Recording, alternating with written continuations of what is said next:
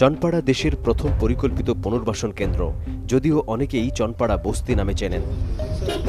স্বাধীনতা পরবর্তী শীতলক্ষার পাড়ে গড়ে ওঠা এই জনপদের একটি গল্প রয়েছে। যাদের হাত ধরে এখানকার গোড়াপত্তন, তাদের একজন আব্দুল মান্নান বাদল। 1974 সালের ডিসেম্বর মাসে আমাদেরকে বঙ্গবন্ধু সরকার এই এলাকায় আনছে। আমাদের এখানে স্থায়িত্ব করার জন্য আনছিলেন। এই লোকগুলোর তো কিছু নেই, ভাসমান লোকগুলো যাবে কোথায়? কেউ নদীতে ভাঙ্গা, কেউ বরিশাল, কেউ কুমিল্লা, কেউ ফরিদপুর, কেউ বিক্রমপুর, বিভিন্ন এলাকার লোক এখানে আছে। 126 একরের পুনর্বাসিত এলাকায় বর্তমানে 70 থেকে 80 হাজার মানুষের বসবাস। শিক্ষা, স্বাস্থ্য, অন্ন কিংবা বাসস্থান তেমন কোনো ব্যবস্থাই ছিল না এখানকার মানুষদের। এমন পরিস্থিতিতে আলোর মশাল হাতে এগিয়ে আসেন অধ্যক্ষ নাজিবুর রহমান। এই শিক্ষার আলো জ্বালানোর জন্য এই নবকিশোর প্রাথমিক বিদ্যালয় সৃষ্টি করা হয়। এখন যা দেখেন, 4তলা ভবন, 5তলা ভবন, 3তলা ভবন, চতুর্দিকে একটা ক্যাম্পাস তৈরি করেছে। বর্তমানে প্রায় 1,500 শিক্ষার্থী পড়াশোনা করেন এই প্রতিষ্ঠানে। রূপগঞ্জ উপজেলার মধ্যে শিক্ষার হার বেশি এই চনপাড়ায়। এত সব অর্জনের পরও একটা ক্ষত বয়ে বেড়ান এই অধ্যক্ষ। আমার দুঃখটা একটাই যে আমি শিক্ষার আলো জ্বালাইলাম, ভালো জিনিস যেটা আজীবন একটা মানুষকে গড়ে তুলবে, যা তার সারা জীবনের সঙ্গী হিসেবে কাজ করে, কিন্তু আমার এটার মাঝে যদি খারাপ কিছু ঢুকে যায়, তাহলে তো আমার এই শিক্ষার কোনো কিছু রইল না, ব্যর্থতা। খোলাসা করে কিছু না বললেও ভেতরের চাপা কষ্ট অনুভব করা যাচ্ছে। অর্থাৎ গেল 10 বছরে এই এলাকায় ভয়াবহ আকার ধারণ করেছে মাদক। অর্থের দিক চাইলে আজকে আমি এখানে থাকতামও না। আমি কিন্তু অন্য জায়গার আমার যোগ্যতা ছিল, সুযোগ ছিল, কিন্তু সেখানে আমি কিন্তু যাই নাই। কিন্তু দুঃখটা লাগে কোথায়, যখনই মনে করেন বিভিন্ন জায়গায় গেলে যখন বলে এই এলাকা সম্পর্কে মন্তব্য করে মানুষ, তখন খারাপ লাগে। পরিসংখ্যান বলছে চনপাড়ায় সরকারি বেসরকারি শিক্ষা প্রতিষ্ঠান রয়েছে 4টি। ধর্মীয় প্রতিষ্ঠান, মসজিদ, মক্তব আছে 1 ডজনের বেশি। বিভিন্ন এনজিও এবং সামাজিক সংগঠন অগণিত। ডাক্তার, ইঞ্জিনিয়ার, শিক্ষাবিদ, আর্মি অফিসার, পুলিশের কর্মকর্তা সহ সরকারি চাকরিজীবী সবই আছে চনপাড়ায়। এত সব সাফল্য পেছনে ফেলে অপরাধটাই বারবার সামনে চলে আসে। এই চনপাড়া প্রাথমিক অবস্থায় মাদকটা অতটা ছিল না, এবং আশেপাশের যে গ্রাম, তো এখন বিষয়টা হলো এখানে দেখা যাচ্ছে ইদানিং মাদকটা খুব বেড়ে গেছে। বেড়ে যাওয়ার ফলে এই সমাজের অনৈতিক যে অবক্ষয় দেখা দিচ্ছে। চুরি, ছিনতাই, দখলবাজি কিংবা রাজনৈতিক দ্বন্দ্ব সব খবরই পাওয়া যায় চনপাড়ায়। তবে মাদক এখানে মহামারীতে রূপ নিয়েছে। সবচেয়ে বেশি ঝুঁকিতে কোমলমতি শিক্ষার্থীরা। এই মাদকের কারণে পরিবার ধ্বংস, ওই ছেলেটা তার মানুষ হচ্ছে না। এরপর এমনকি মাদকের নেশায় মা বাপকে পর্যন্ত এই ছেলেরা মারধর করে, মা বাপের সাথে ঝগড়া ফ্যাসাদ করে। অপরাধের স্বর্গরাজ্য হিসেবে পরিচিত চনপাড়ায় সার্চলাইটের অনুসন্ধানে বেরিয়ে এসেছে কিভাবে মাদক আসে, কারা বিক্রি করে, আর গডফাদারই বা কে। দেখুন বিরতির পর।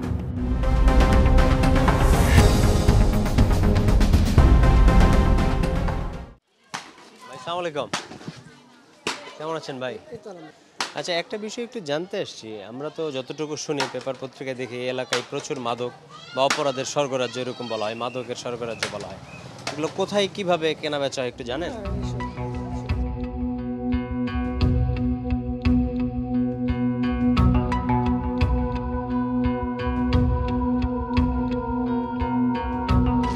যারা মাদক ব্যবসায়ী এরাই শুধু অপরাধী না, এদের আড়ালে অনেকে আছে, এদের সৎসাহিত হয়, নাহলে তারা এই সুযোগটা পায় না। চনপাড়ায় মাদক কেনাবেচা সারাদিন ধরেই চলে, তবে বেশি হয় বিকাল থেকে মধ্যরাত পর্যন্ত। এবার ভিন্নভাবে মাদকের খবর জানার চেষ্টা করে টিম সার্চলাইট। ঘনবসতি আর সরু রাস্তা কেমন যেন গুমোট হয়ে আছে। বেশ কিছুক্ষণ হাঁটার পরও তেমন কিছু চোখে পড়ল না। 2-1 জনের সাথে কথা বলার চেষ্টা করেও কিছু বোঝা গেল না।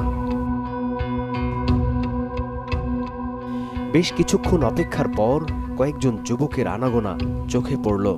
পেছন থেকে ফলো করার চেষ্টা। এবার দেখা গেল মাদক কেনাবেচার কিছু দৃশ্য।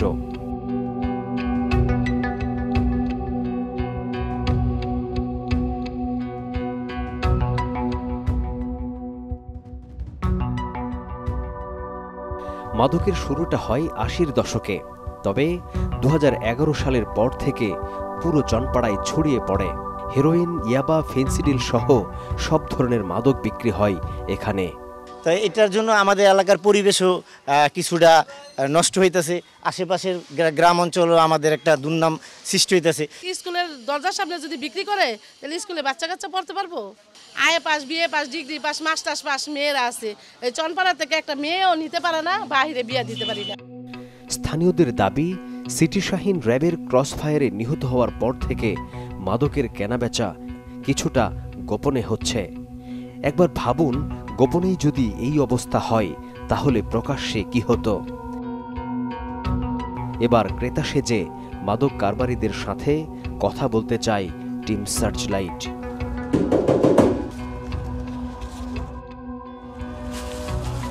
আচ্ছা ভাই, একটু আপনার সাথে একটা মিনিট কথা বলতে আসি। এই যে কেনা বেচা কতদিন ধরে করেন আপনি? আমি ৬-৭ বছর ধরে করি। যে এই যে একটা কেনা বেচা হয়, এগুলো কতগুলো স্পটে হয়? এটা ১-১৫০ হবে। আচ্ছা, কত করে টাকা নেই? এই ধরেন ৫,০০০, ৩,০০০, ২,০০০ এমন আছে, ১০,০০০ টাকাও নেয় সপ্তাহে। এই কেনা বেচাগুলো নিয়ন্ত্রণ করে বা কার কিভাবে কি হয় এগুলা? আর একটু বললে তো আমার সমস্যা, আমার বলার নিষেধ। পরিসংখ্যান বলছে গড়ে ৬,০০০ করে ধরলেও মাদকের স্পট থেকে সপ্তাহে চাঁদা ওঠে ৯ লাখ টাকা। বছরে সেটি দাঁড়ায় প্রায় ৪.৫ কোটি। একবার ভাবুন, চাঁদাই যদি ৪.৫ কোটি হয় তাহলে কেনাবেচার অর্থের পরিমাণ কত? মাদক কেনাবেচার পাশাপাশি সেবনের জন্য নির্ধারিত জায়গাও রয়েছে চনপাড়ায়। এমন একটি কেন্দ্রের দৃশ্য ধরা পড়ে সার্চলাইটের গোপন ক্যামেরায়। মাদক কিভাবে আসে উত্তর জানার চেষ্টা করি স্থানীয়দের সাথে কথা বলে। অন্তত শতাধিক মানুষের সাথে আমরা কথা বলেছি, কিন্তু ক্যামেরার সামনে ভয়ে কেউ কথা বলতে রাজি হননি। তবে নাম পরিচয় গোপন রাখার শর্তে কথা হয় একজনের সাথে। মাদকটা আছে দুইভাবে। হ্যাঁ, এক হচ্ছে হলো নদীপথে, আমাদের চারদিকে নদী, মানে হলো একদিকে রাস্তা, একদিকে আর তিন সাইডে নদী। এই নদীর মাধ্যমেই মাদক আসে, এক, আর দুই হলো প্রশাসনের মাধ্যমে। শাহিন মোড়ের আগে 10 লাখ টাকার মাল আসছে শুনছি। অনুসন্ধান বলছে মাদকের এই স্পটগুলো নিয়ন্ত্রণ করেন জয়নাল আবেদিন, রাজু আহমেদ ওরফে রাজা, শাহাবুদ্দিন, শমশের, মোস্তফা, রাইহান, শাওন, রওশানা, রহিমন, নিয়াজ, রিপন, নাসির ও নাজমা। তবে এই সিন্ডিকেটের একজন প্রধান আছেন যিনি থাকেন ধরাছোঁয়ার বাইরে। যেমন এটা হলো মেন গডফাদার হচ্ছে বজলু মেম্বার। এই মাল সাপ্লাই করে এলো ওনার হয়ে, মালটাকে সাপ্লাই করে ওনার মেয়ের জামাই রিপন ও জাকির, তার শালা, বজলু মেম্বারের শালা উনি। চনপাড়ায় অপরাধ বিস্তারে লাভ ক্ষতির হিসাব আমরা খুঁজে বের করেছি। দেখুন আরেকটা বিরতির পর।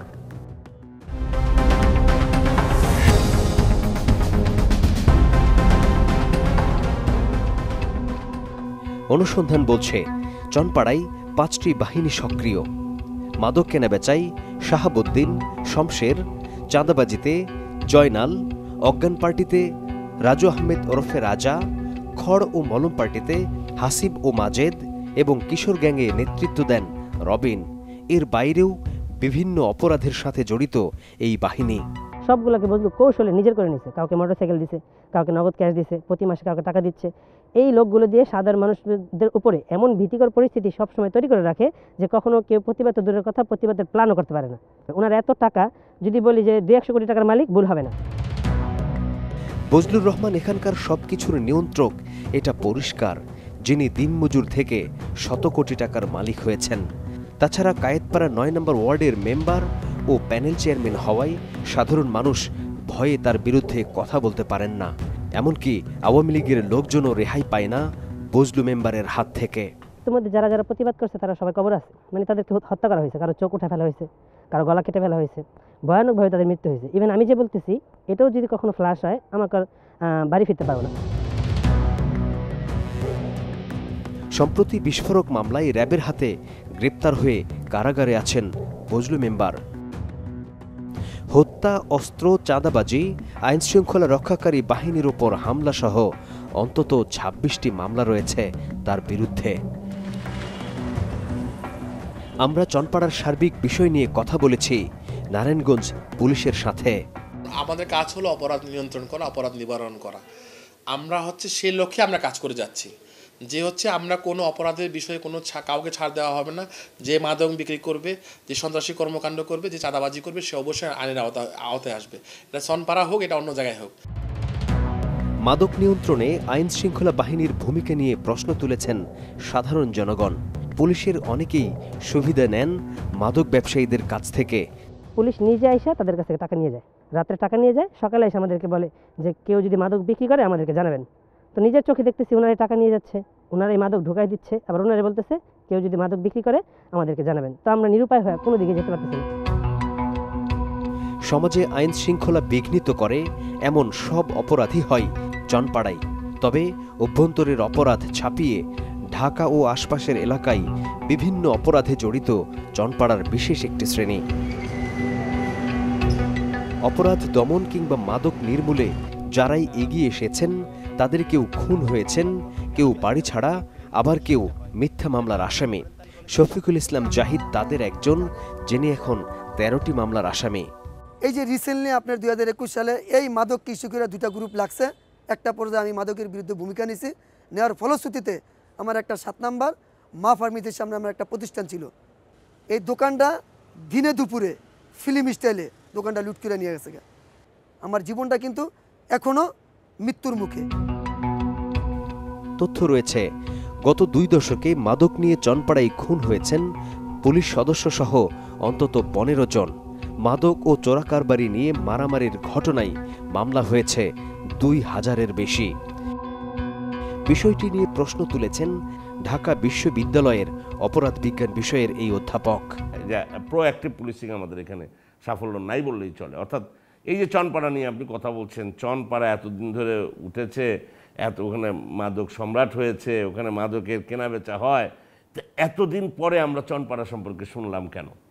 এটা তো প্রোঅ্যাক্টিভ পুলিশিং হলে যে ওখানে, যদি আমি ধরেও নেই কথার কথা যে ওই মাদকের কারণে একটা মানুষের হত্যাকাণ্ড সংঘটিত হয়েছে, তার মানে তো ওখানে ওই একটা পজিশন হয়েই ছিল, যে কোনো সময় যে কোনো ধরনের অঘটন ঘটতে পারে। চনপাড়ায় সামাজিক বিপর্যয় ঘটে গেছে এটা বলাই যায়।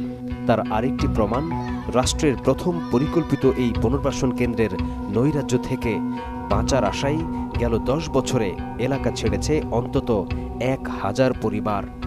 চনপাড়া থাকার জন্য যে একটা পরিবেশ দরকার, বেশ কিছুদিন যাবতে এই পরিবেশটা সেরকম নাই। শুধু আমি না, আমি ছাড়া এই এলাকার বহু লোক এখন এলাকায় ছিল, কিন্তু এলাকার বাইরে থাকে, আত্মীয় স্বজন আছে, সেই টানে এখানে থাকা লাগে, এখানে আসা লাগে, এই কিন্তু থাকি এলাকার বাইরে।